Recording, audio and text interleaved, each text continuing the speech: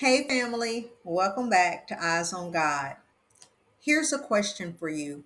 Have you ever been handed a big responsibility and wondered, can I really do this?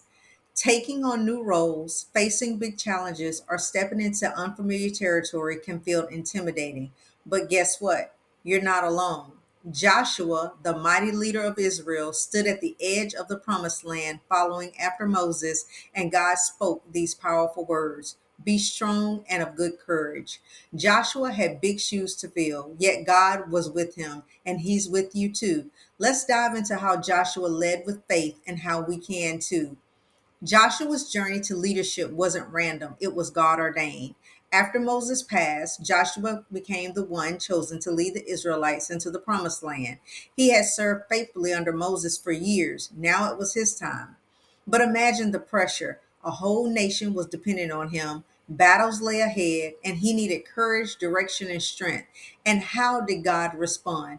Be strong and of good courage. God promised to be with Joshua just as he was with Moses. One of Joshua's greatest leadership moments was at Jericho. The walls were fortified. The battle plan seemed strange: march and shout. But Joshua obeyed God's instruction. And what happened? The walls fell flat. Israel claimed victory, not by human strength, but by divine obedience. True leadership trusts God's voice over human wisdom.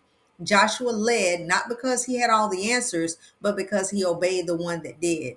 Family, here's what Joshua teaches today. You don't have to have it all figured out to lead. You don't need to feel strong to be strong. God strengthens those he calls. Success comes through obedience and courage in the Lord. You may be a parent, a teacher, a ministry leader, or stepping into a new season of life. God is calling you to lead where you are. When fears tries to stop you, remember Joshua. When challenges seem too big, remember Jericho. When you feel unqualified, remember God's promise. Be strong and of good courage. I will not fail thee nor forsake thee.